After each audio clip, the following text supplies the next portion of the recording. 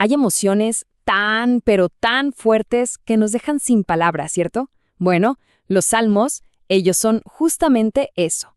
Nacen de lo más hondo del ser humano, de esas experiencias que no podemos explicar con el lenguaje de todos los días. Son, en esencia, la voz del alma. Y dentro de sus páginas, wow, encontramos de todo. El grito desgarrador de la angustia, ese lamento que viene desde un lugar de quiebre total. Pero también, casi al mismo tiempo, el susurro inquebrantable de la esperanza. Esa lucecita que se niega a apagarse en la noche más oscura. Vemos la furia, ese clamor por justicia que ruge como un león contra la opresión. Y por supuesto, esa búsqueda constante de paz, ese anhelo por encontrar un respiro en medio del caos. La pregunta es, ¿cómo puede un solo libro contener todo esto? ¿La angustia, la esperanza, la furia, la paz, todo junto? Bueno, la respuesta no es una fórmula, es una historia.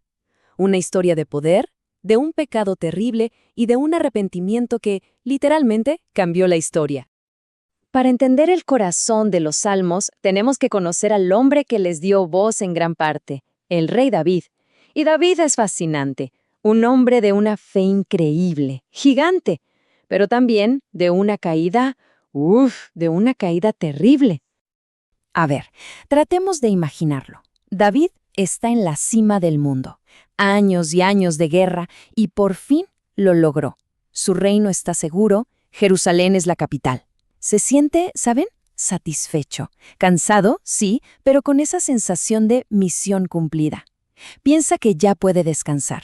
Y es justo ahí, en esa comodidad, donde viene una de las pruebas más grandes.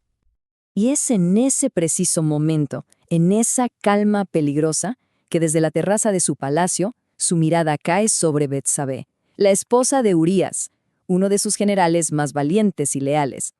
David la manda a llamar y comete adulterio. Luego, claro, intenta ocultarlo. Llama a Urías del frente de batalla, pero la lealtad de este hombre es tan grande que se convierte en un espejo de su propio pecado. Se niega a dormir con su esposa diciendo, «Mi ejército está en el campo de batalla, ¿y yo voy a ir a mi casa a dormir con mi mujer?» Un honor increíble. Y esa lealtad, en lugar de inspirar a David, lo acorrala. Así que atrapado, se hunde todavía más. Envía un mensaje infame, una orden directa a sus comandantes. La orden era terrible. Pongan a Urías en lo más duro de la batalla y luego déjenlo solo. Es una sentencia de muerte. El ejército obedece y Urías es asesinado, traicionado por su rey. David ya no es solo un adúltero, ahora es un homicida. El pecado, como ven, es un abismo que siempre te jala hacia abajo.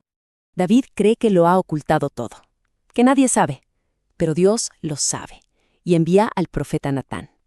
Natán, con una sabiduría tremenda, no lo acusa de frente. Le cuenta una historia sobre un hombre rico que le roba la única ovejita a un hombre pobre. David, como rey, se enfurece y declara que ese hombre merece la muerte. Y es entonces, en ese momento de máxima tensión, que Natán lo mira a los ojos y le dice esas palabras que retumban hasta hoy. Tú eres ese hombre. Y ahí todo se derrumba. El pecado de David queda al descubierto. Ya no hay dónde esconderse. Ahora, frente a su propia oscuridad, tiene que decidir qué hacer. Y es aquí donde el dolor se empieza a transformar. El castigo llega. El hijo que tuvo con Betsabé enferma de gravedad. Y David se despoja de todo, de su corona, de su orgullo. Ayuna, ora, se cubre de cenizas, ruega, pero el niño muere. David, en lugar de rebelarse, acepta las consecuencias. Y de ese dolor, de esa culpa inmensa, nace algo increíble. David canaliza todo ese abismo interior en oración, componiendo el famoso Salmo 51. No pide perdón por sus méritos, no trata de justificarse. Apela directamente a la misericordia de Dios, reconociendo que su pecado, al final, fue contra él. Y aquí está la clave de todo. La gran poesía, el gran arte, nace de las grandes experiencias de la vida. David tomó su peor momento, su dolor más profundo, y lo llevó ante Dios. Y de ese abismo De esa honestidad brutal nació una oración que ha resonado por milenios. Bueno, ahora veamos cómo esta experiencia tan personal se abre y se convierte en una especie de guía para toda la humanidad. Porque el libro de los Salmos es eso, es como un mapa del alma. Ahí encontramos de todo. Salmos de lamento, para cuando el dolor nos ahoga y necesitamos gritar. Salmos de alabanza, para esos momentos en que la alegría es tan grande que tiene que salir. Salmos de sabiduría, que son como consejos para navegar la vida. Y hasta salmos mesiánicos, poemas que miraban hacia el futuro. De verdad, es un catálogo completo de lo que significa ser humano. Y fíjense en este detalle, que es fascinante. La profundidad de los salmos se ve hasta en los nombres que usan para Dios. A veces lo llaman Yahvé, que es el nombre del pacto, el nombre personal, cercano. Es como hablarle a alguien que te conoce íntimamente. Y otras veces usan Elohim, que transmite un poder inmenso, la fuerza del creador del universo.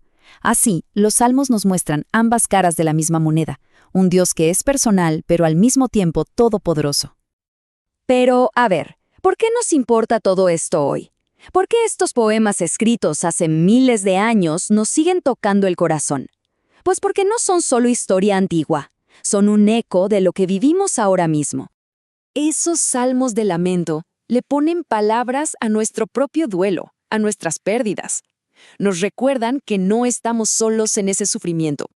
Y los salmos de alabanza resuenan en nuestros momentos de celebración, dándonos un lenguaje para esa gratitud que a veces nos desborda. Al final de eso se tratan los salmos. Son una conversación viva.